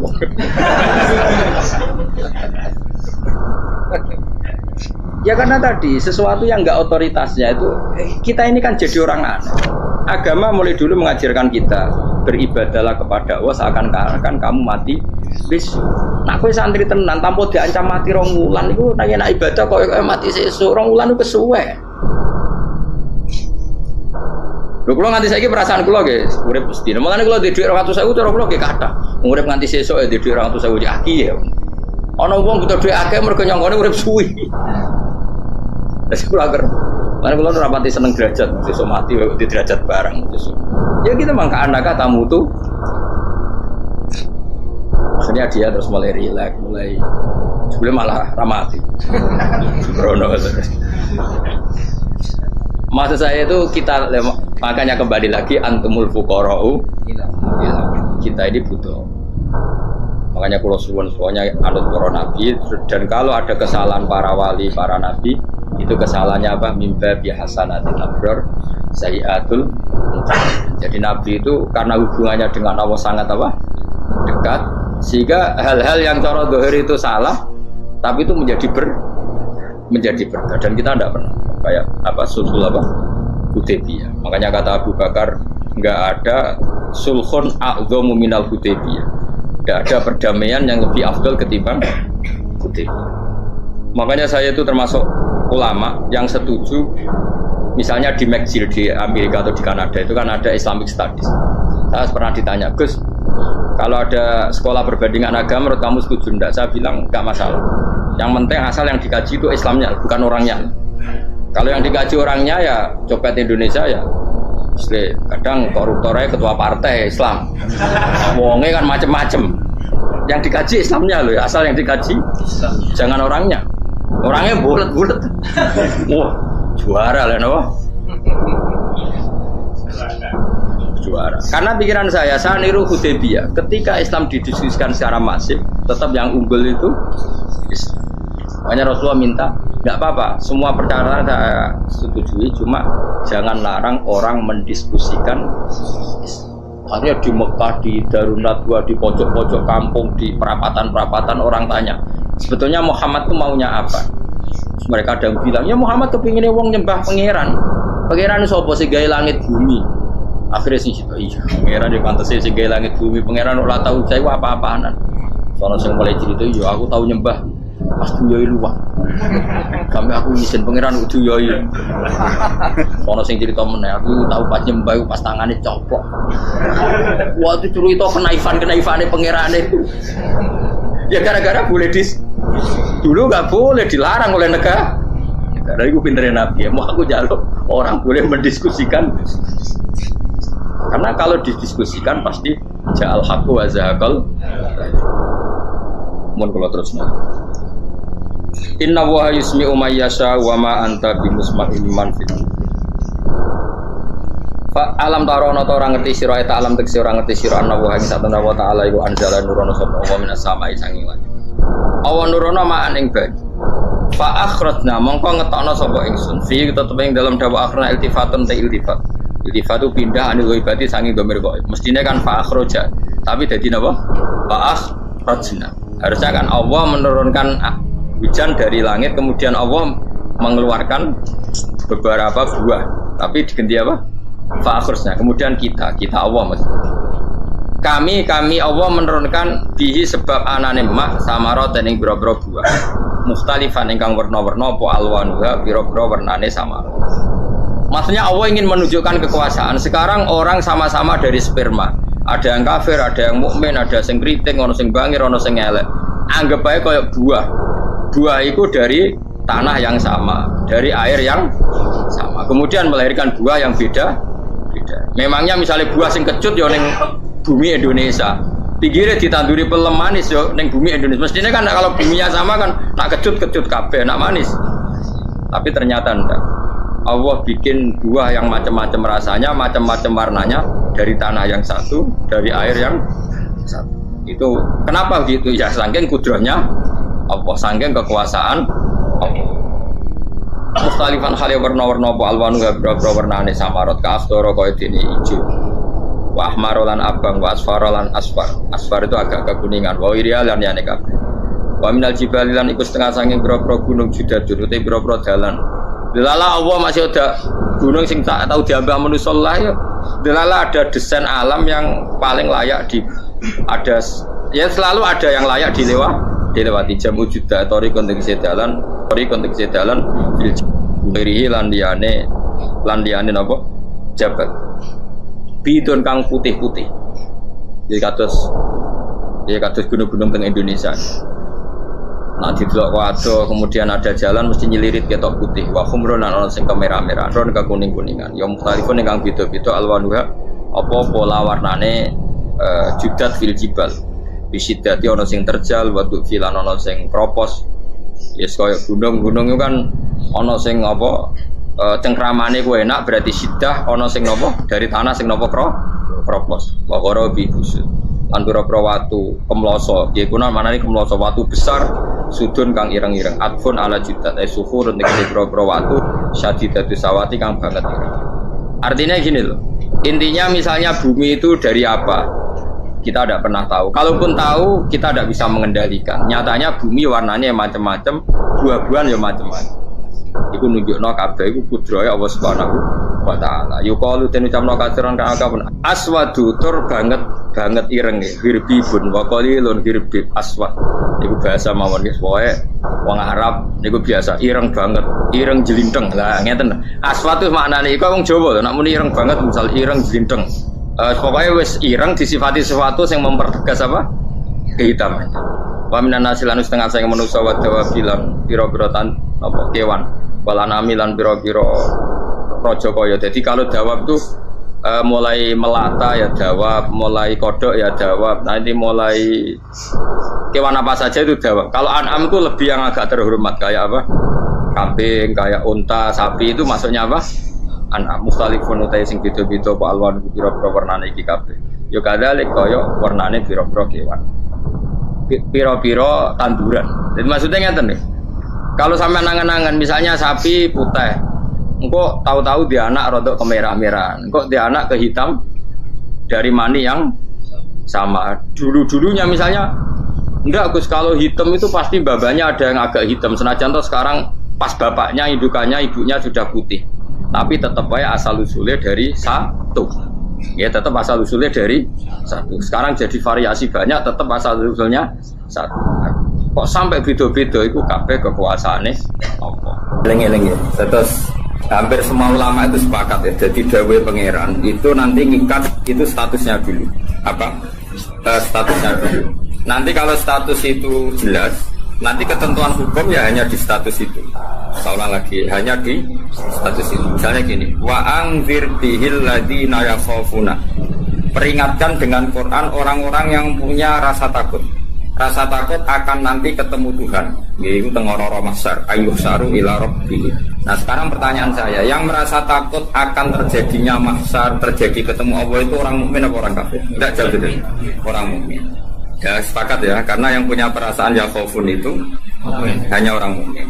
Sebab itu Imam Suyuti ngendikan wal muradu bihim al mukminun al asun apa? Wal muradu bihim al mukminun al asun. Jelas ini masih jalalan ya.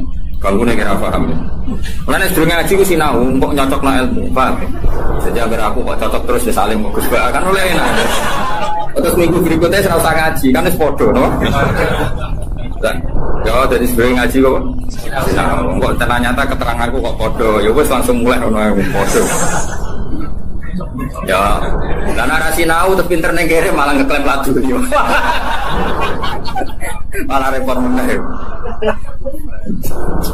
Tapi kalau seneng sing ngeklaim, gampang subur, no? Kalau baleni mana ini? Saya banyak baca tentang ulumul Quran banyak tidak selalu. Status itu penting sekali. Ya saya ulang lagi ya. Peringatkan dengan Quran orang yang takut akan terjadinya mahsyar, yaitu posisi manusia yuhsaruna ila rabbihim, dikirim menuju Tuhan. Kalau dikasih an yuhsaru ila rabbihim. Orang-orang itu peringatkan bahwa nanti di mahsyar itu faktanya domir sa'an itu domir faktual. Nah faktanya adalah laisa lahum min dunihi wali wala syafi'. Nanti di akhirat itu, di mahsyar itu tidak ada lagi yang bisa menolong tanpa melibatkan Allah. Karena tentu Allah itu akbar utama al-fa'idul mukhtar. Semua tentu terserah Allah. Nah pertanyaannya begini, lalu maknanya apa? Tentu orang-orang kubu sebelah terus anti syafaat. Ya kubu sebelah mana? Itu barangnya kubu sebelah. Makanya itu problem ya. Makanya gue debat sampai kubu sebelah tadi, gue sebelah. Itu repotnya di situ. mazhab Ahlussunnah yang mainstream kadang tidak didukung dhahirul ayat. Tapi mazhab kita didukung tahqiqul ayat. Memang makna detailnya. Makna detail itu beda dengan makna yang dhahir. Ya misalnya gini. Saya ulang lagi ya. Jadi status itu tentukan dulu. Ya. Yang khaufun artinya mukmin apa musyrik? Mukmin. Karena punya rasa apa? Takut. Artinya dia iman terjadinya taat, terjadinya kebangkitan. Jadi mereka juga punya grogi ketemu Allah. Nah lumayan kan punya rasa grogi itu lumayan berarti mukmin. Tapi yang boleh grogi itu hanya al-mukminuna al-asun dari maksud. Yang punya grogi itu hanya orang mukmin yang maksiat. Kenapa demikian? Karena kita tahu ala inna auliya Allahi la khaufun alaihim wa lahum yahzanun. Kalau kita wali kan tidak ada rasa sanane kangen pangeran. Makanya wali-wali itu sampai mati seneng. Kangen pangeran kok mati beneran nang ketemu sing disenengi kan. Oke wedi kan mergo ngerti alamat. Sing akhir sing wedi mergo sadar alamatnya kemana, napa? Ngerti alamat tuh. Nah, kalau wali itu kan pikirannya tadi la khaufun alaihim wa lahum yahzanun. Definisinya wali itu alladzina amanu wa kanu yattaqun silahumul busyra fil hayatid dunya fil akhirah. Mereka punya kegembiraan baik zaman hidup maupun setelah akhirat. Malah ana wali kok pahpoh. Dunya wis rusak sumpek kabeh ora pati wali. Memang dunya ngene iki sing gawe buyutem. Dunya koyo ngene iki sing gawe pangeran. Pemilu kacau sing gawe yo pangeran. Kowe melarat sing gawe pangeran, kabeh pangeran sing happy wae digawe kekasihmu. Wong nak seneng cawe wedok ayu, wis merenggot yo ayu, guyu yo ayu. Apa meneh iku pangeran. Pangeran iku gawe donya kacau ya tetep apik, gawe donya apik ya tetep apik. Wong pangeran ora ono salah. Sing duwe bapak ngono. Masa mesti gawe donya kacau sapa? Makanya perdebatannya Mu'tazilah sama Ahlussunnah kan gitu. Mu'tazilah itu berkeinginan Allah itu hanya bisa melakukan suatu kebaikan. Karena keburukan biar diciptakan iblis. Dari Ahlussunnah nang ngono pangeran kalah lah kayak ini gitu. Waktu tangkem elek. Nah, walane cara Ahlussunnah wa khairihi wa syarrihi. Makanya saya dukung kebodohan karena supaya iman be qada qadar. Anggapnya latihan iman be khairihi wa syarrihi. Enggak apa-apa kalau demi iman be qada qadar sudah keburu. Ya sudah seperti itu. Saya ulang lagi. Nah, orang yang punya rasa takut ketemu Allah itu tentu orang mukmin. Kenapa takut? Ya karena maksiatnya banyak. Nah, sudah berarti makanya Imam Suyuti memutuskan wal muradu bihim al mukminun al asun. Maksudnya tawarai tadi ahli tafsir tawarai gendong. Ya. Kenapa beliau berani ketika wal muradu bihim al mukminun al asun? Itu ya satu kebenaran. Nah orang-orang seperti itu tuh kandani lesalahum min dunihi wali wala syafi bahwa mereka itu tidak akan lagi dapat syafaat kecuali dapat izin Allah. Nah tentu kubu sebelah akan mengartikan makanya tidak ada wasilah, tidak ada syafaat di muqtadu hadil ayat dengan konsekuensi makna ayat ini. Ya teori itu mungkin benar, tapi juga mungkin salah. Mungkin salahnya adalah kalaupun nanti Rasulullah Muhammad mensyafaati atau para wali atau para ulama mensyafaati, memangnya bukan kehendak Allah, kan ya tetap kehendak. Cuma kan para wali itu panitia saja. Misalnya aku nyafaati tuh Gusti niki santri kula, masih melepuh ning podium di santri. Terus dibuktekno, malaikat kan nyekseni nggih kadang-kadang nggih ngaos. Tapi ngedole kata ngedole. Goleke kata ngedole kata ngedole. Terus abilon nah niku jenenge cah pinter Gus. Wong golek badhe iku cah. Akhire yo wis ora apa-apa. Nah, misalnya saya nyafati seperti itu kan memangnya kehendak siapa? Ya kehendak. Maka kata Imam Ghazali, masalahnya apa? Itu gak ada hubungannya dengan syafaat dan tidak syafaat. Kalaupun nanti dari awal kan memang gitu, mangzalladzi yashfa'u indahu illa bi'idznih. Di dunia otoritas yang milik Allah, nanti di akhirat juga milik Allah. Jadi ini penegasan tauhid yang normal saja, tidak ada konsekuensi makna, tidak ada syafaat. Saya ulang lagi ya. Jadi ini kan ilmu tauhid yang normal saja. Di dunia kita bisa gini ya karena kehendak Allah, di akhirat juga sama karena Allah selalu al-fa'ilul mukhtar. Allah tidak dibatasi dunia maupun dibatasi akhirat. Maka kata Imam Ghazali, beliau berkali-kali ngendikan fa inna rabbad dunya wal akhirati wahid. Pangeran dunya mek akhirat ku sitok. Kowe ora iso pangeran bukai konstitusi. Misalnya pangeran apa nyafaat itu Gusti ingat loh ini akhirat. Nampun mati ini ngamal pun terbatas. Jangan harus ingat itu lo pangeran. Waduh. Pangeran tetap ya falu maya ngawur ya. Yang kena aturan itu kowe, misalnya ngene, kowe wis mati kok, Gusti kula nyuwun ganjaran salat. Terus ora salat juga ganjaran salat. Enggak bisa. Tapi nak pangeran ngekei, kita kei ganjaran salat nganti kiamat senajan to saiki wis ra iso salat. Kenapa Gusti? Ya terserah aku pangeran. Pangeran kok warai. Sehingga Allah itu tetap, makanya pendapat Ahlussunnah Jamaah itu pendapat paling normal karena memberi hak Tuhan bahkan ketika di akhirat. Nah Mu'tazilah ora. Pangeran kudu tunduk ke konstitusi, batas amal, batas akhir. Jadi kena limit. Jadi kaya kena anu pulsa. Jadi kena pangeran nyafaati wong nganggur-nganggur ngene iki. Gusti inget loh. Ini sudah akhirat. Batas akhir amal. Kan sudah mati. Pangeran ra iso mbok niku ra iso. Sebagaimana dia Rahman zaman ning dunia, ya Rahman ning akhirat. Sebagaimana dia kudroh di dunia, juga kudroh di akhirat. Karena Tuhan tidak pernah dibatasi akhirat. Itu yang diyakini Ahlussunnah Jamaah. Makanya ya ayatnya umum saja. Wa kam mim malakin fis samawati la tuhni syafa'atihim shay'an illa mim ba'di ayyadana Allahu liman yasha'u wa yarda. Itu jelas. Kalau kamu menafikan syafaat berarti menafikan ayat itu jelas. Tidak ada syafaat lagi di akhirat kecuali bagi orang yang Allah kehendaki. Man itu manusia apa Allah? Orang kan? Berarti nanti selalu ada orang yang dikecualikan, yaitu orang yang yasa Allah punya otoritas memberi syafaat. Kalau istisna itu tidak ada gunanya, lalu kita percaya apa? Coba kalau orang bilang gini, Ja'al qaumu illa Zaidan, itu Zaid datang kan? Atau ya datang ya, terserah lah. Misalnya Maja'al qaumu illa Zaidun, ya, atau Maja'al qaumu illa Zaidan, itu saya terkip yang di Alfiyah itu.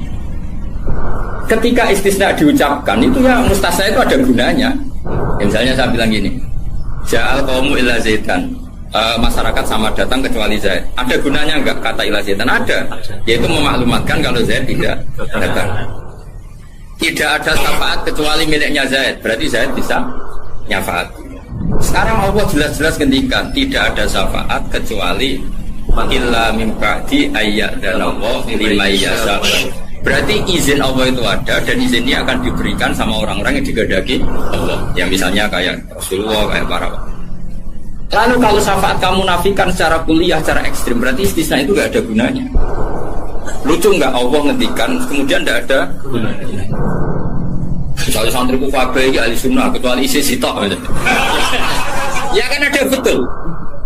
Ada betul meskipun suratan apa? Suratan itu raine tok bisa. Kabeh santriku nggo siar Islam kecuali sitok niate mergawe kan mesti ada. Nah, itu kan. Mbok yo wong iku mikir gitu. Allah kan ngendikan manggal ladzi yashfa'indahu illa bin. Siapa yang bisa memberi syafaat kecuali dapat izin Allah. Kemudian mustasna ini dihilangkan. Orang anu syafaat blas. Berarti kalimat ini menjadi salah kan? Padahal kalimat dari Quran dia tidak ada syafaat kecuali mendapat izin. Berarti natijanya ya ada syafaat yang berlisensi, berizin. Ini tidak maunya mereka kubu sebelah bodi sebelah. Paham ya? Mau terus syafaat gak ada. Itu ayatin di ora ono ayat ngono. Ono ayat ngono, syafaat gak ada. Gak ada ayat itu ono istisna, tidak ada syafaat kecuali mendapat izin. Artinya apa? Ada syafaat kalau mendapat izin. Natijanya adalah isbatus syafaat, bahwa syafaat itu ada. Nah siapa itu? Ya mayyasa'u wa yarda, orang yang digandaki Allah dan diridani. Ya tentu saja sing ra diridani Allah kan neraka nyafati sopung kecet-kecet dhewe. Makanya ya kubu sebelah itu ya seperti itu. Dia mikirnya alaisa lahu min dunihi wa suwa'i kana syafaat. Qala ta'ala alhamdulillah do hafal Quran. Nah sing bantah ya hafal Quran padha ae bantah-bantah. Ya seneng reporter yang mergo seru. Sing bingung sing alim Gus delok. Lane cara bapak zaman sugeng, aku delok omongane ngomong tambah goblok. Mereka tambah gak jurus, so. Tambah apa? Gak jurus, modal hafalnya kok bantah-bantah. Ayo degil. Lo sering apa jawab bantah-bantah dia, kita tantang. Ya hafal Quran, enggak. Hafal hadis enggak. Kelas sampai aku ngaji ora debat. Debat itu imbang. Masa Mike Tyson di musono LSP kalau. Ya mati loh LSP. Debat itu imbang, agak hafal Quran, hafal hadis, debat be aku. Iso cocokan ayat. Nang ngene iki kowe ngaji alif bata. Tak ulangi krok tak kira hati. Cara Kiai Bisri kan nak ngamuk kubu sebelah Kiai Bisri zaman Sugeng. Kalau yang menangi dia menangi rok murid-muridnya. Mem fathama tak fathata mem domamu. Matamu. Kau mangkel. Ora tau ngaji kok ngomong Islam. Iku sajane wae ngaji kok mem fathama. Iki kok sebiasa cangkem elek iso gak? Beda, mem fathama. Tahu fathata terus. Tadi agar orang iso ngaji kok sok kiai kon meja. Melfat sama. Ya sing Wong nak tercangkem elek, langsung elek. Dadi capek lali aja elek. Kata elek nih periode. Kamu apa pangeran sepurane akeh tenang. Nah lapor pangeran. Eling-eling. Saya ulang lagi, ini penting sekali dalam ulumul Quran. Tentukan dulu siapa itu. Baru nanti ayat itu ini takmim apa khos. Ya saya ulang lagi, takmim apa khos. Jika misalnya ayat dihukum, saya kan keahlian saya memang nekuni fikih. Misalnya ayat dihukum, saya harus hukum misalnya gini. Wal mutallaqatu yatarabbasna bi anfusihinna salasata quru. Bahwa perempuan yang ditalak suaminya, maka idahnya 3 kali masa suci. Ya kita harus memastikan bahwa ini mutallaqat benar-benar dalam kasus diceraikan. Ya sudah yang diceraikan itu kalau dia mendawatil haid, masih menstruasi, idahnya 3 kali masa suci. Kita ngikuti madrasah. Nanti ada konteks di mana orang itu tidak mutallaqat, tapi ya tidak bersuami, misalnya suaminya meninggal. Ya ayatnya jangan ayat itu. Walladzina yatawaffawna minkum wa yadharuna azwaja yatarabbasna bi anfusina arba'ata ashhur. Bahwa yang jenis perempuan ditinggal mati suaminya, idahnya 4 bulan 10 hari. Sudah kita sepakat. Jangan terus bilang gini, idah itu pokoknya 3 kali masa suci. Ya idahnya siapa? Apa? Idah siapa?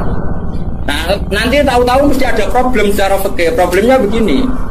Kira atau mikir mari orang. Oh ya Allah, sabar. Amit. Sabar.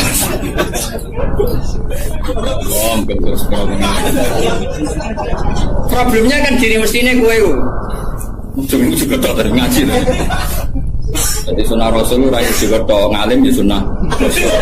Apal Quran ya sunnah, lomo ya sunnah.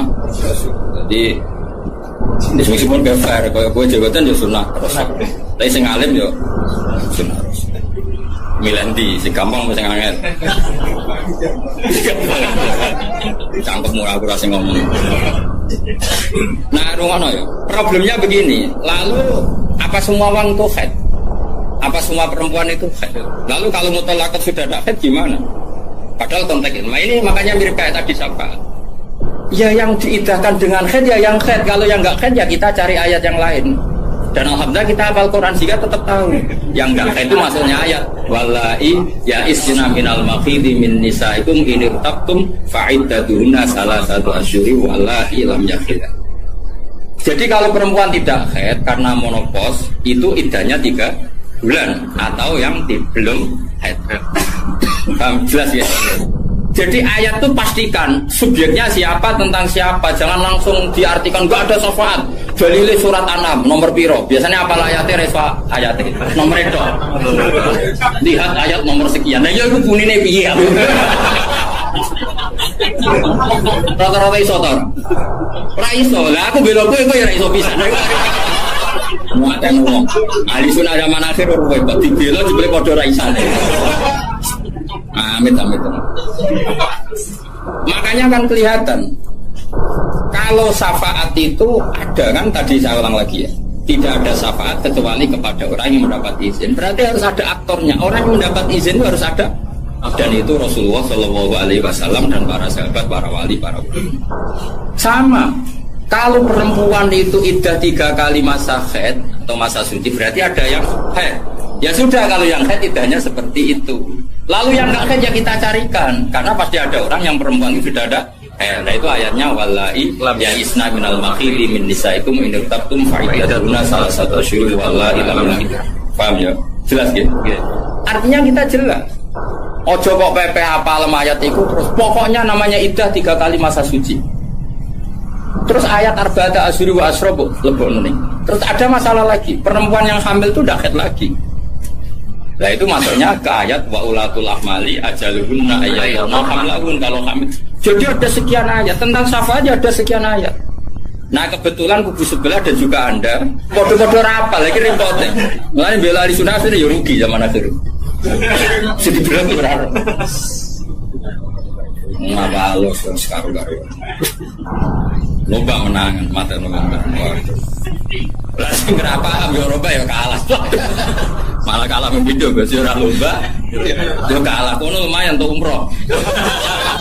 Aku mulane kudu mlebu swarga rugi yakin akan mlebu swarga.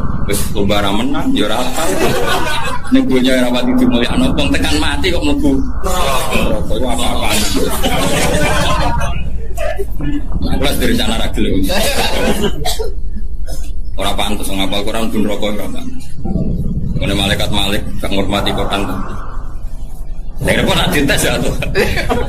Balik rene. Apal ayat iki? Kowe disen ayat iki waca wah pusing. Wa balik wali ibu qomahum ila rajau ilaihim. Saya ulang lagi ya. Jadi kalau kamu ingin alim tafsir itu tadi ya. Aktor itu pastikan siapa. Yang headnya salah satu kur itu siapa? Mutolak. Mutolakat yang idahnya salah satu kur siapa? Ya yang masih head. Kalau yang masih head gini. Yang sudah agak head lagi. Ya sama. Yang dapat syafaat itu siapa? Al mukminun al asun. Orang mukmin yang kafir. Karena kalau orang kafir sudah jelas. Mansus mukhalladina finnar. Dia abadikan di neraka. Terus orang mukmin yang wali gak perlu syafaat karena memang sudah di surga kan gak perlu syafaati. Karena ada seorang ulama itu ngendikan ngene, "Ustaz anak soleh sing tenanan jabet gak ngelo Kanjeng Nabi." Ini lho Kanjeng Nabi akhirnya ra mlebu swarga perkarane nyafaati ra jelas-jelas. Jadi kita itu gak ingin syafaat bukan karena sombong, sungkan ngelo Kanjeng Nabi. Nah, ya misalnya mungkin sempuh wojok coba dibuat pangeran nang bumi NTT. Nah misalnya Kanjeng Nabi cek nyafaati ning kawasan Medina. Antara pun Biswargo tesih Kanjeng Nabi. Terus nyafaati wong Jordan, wong Malaysia, ning Jakarta tesih. Wonten setunggal. NTT. Amine munik. Wah. Akhire moro-moro. Lah nek Biswargo kan wis gak ngel-ngel. Jadi orang ulama itu aku ben soleh tenanan ben langsung suara. Orang kok perkara ragu to syafaate Nabi ben rangel-ngelo. Kalau untuk setuju menarik cara kula ini. Mulai sebenarnya bagus karena ada di wali suka Nabi mau masalah ulama. Akhirnya muni bogolain terus ke sentimen baru.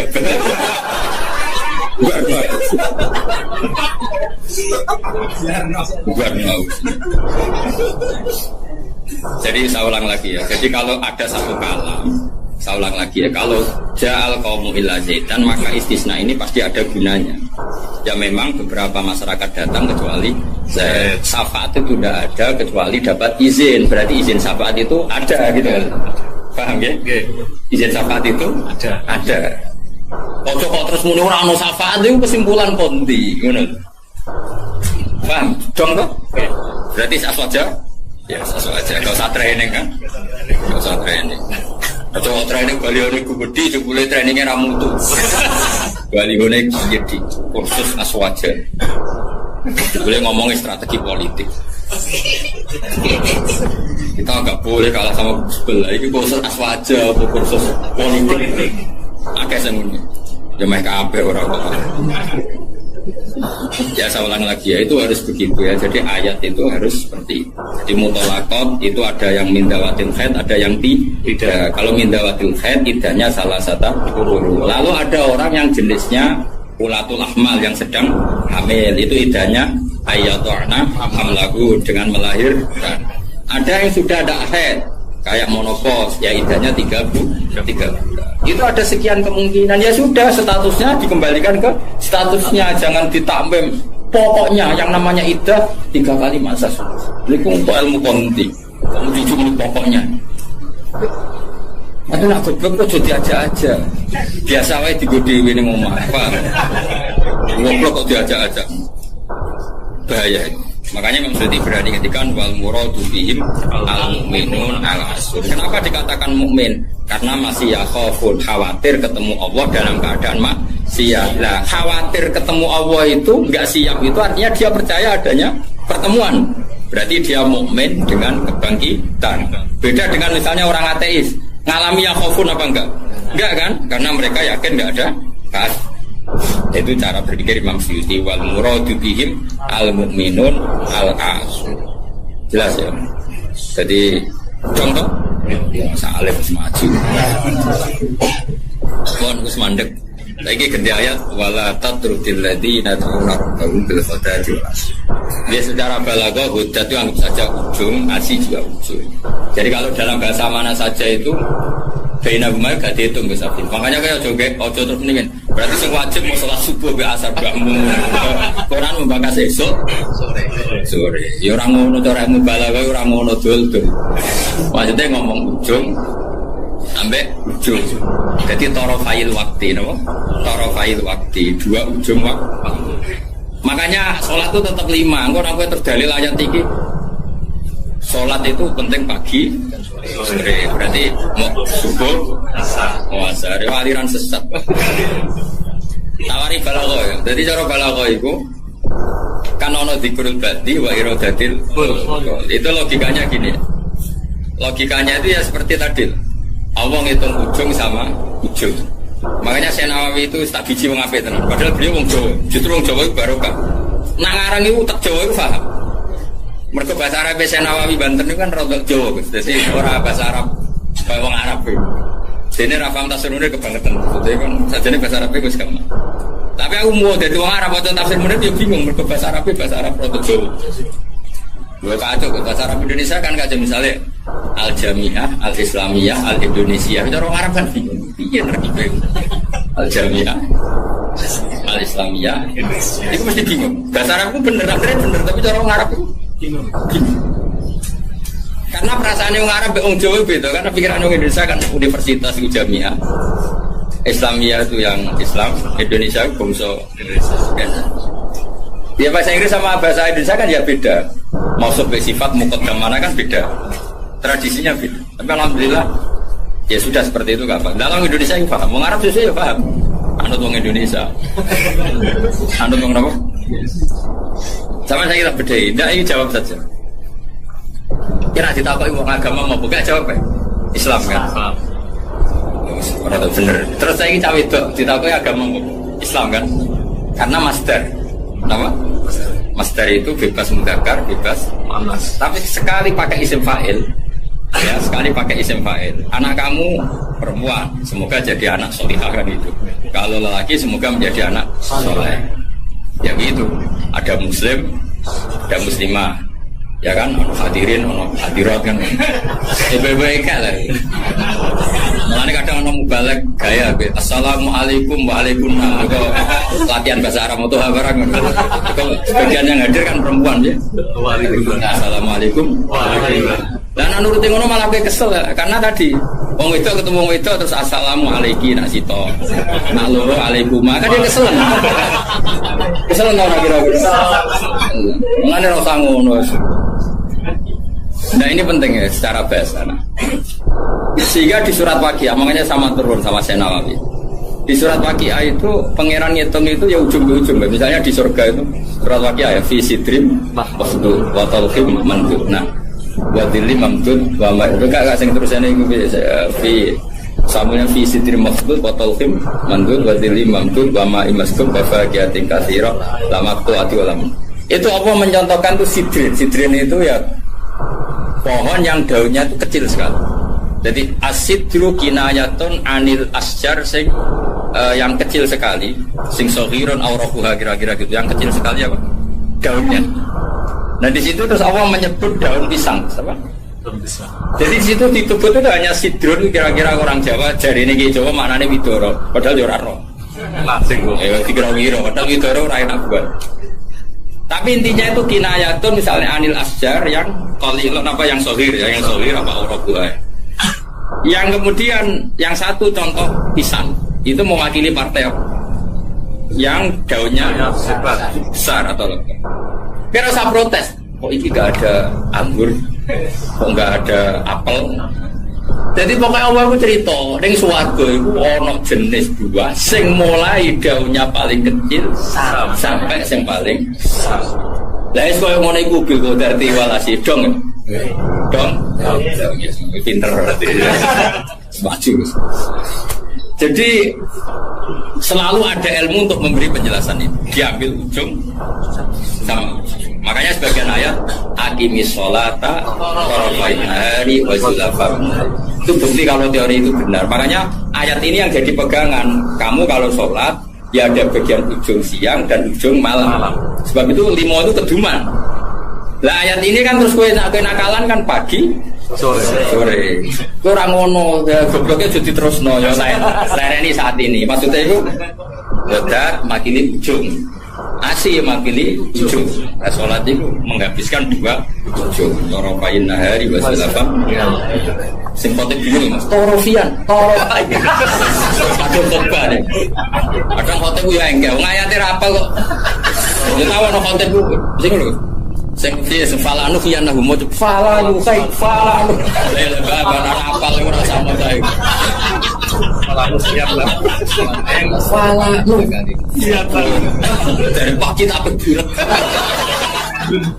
Iku tak kesem kitab disalahno. Masih kitabnya buruk, aku rano kitabnya iso maca gak? Mana ada buruk rano kitabnya?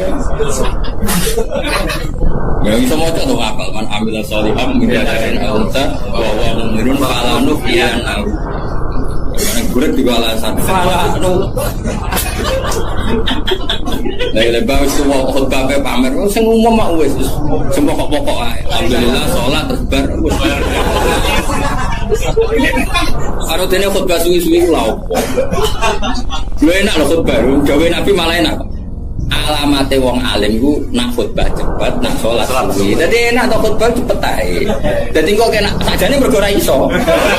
Tapi kok diwa alasan jare Nabi alamate ngalim jare Nabi ku khotbah cepet, salate. Salat suwi diakali, nak maca surat kesuwen ra iso ya sujude sing suwi. Kan gak modal. Dan aku nasib pape darah pali mereka sujud suwe ya nasib-nasiban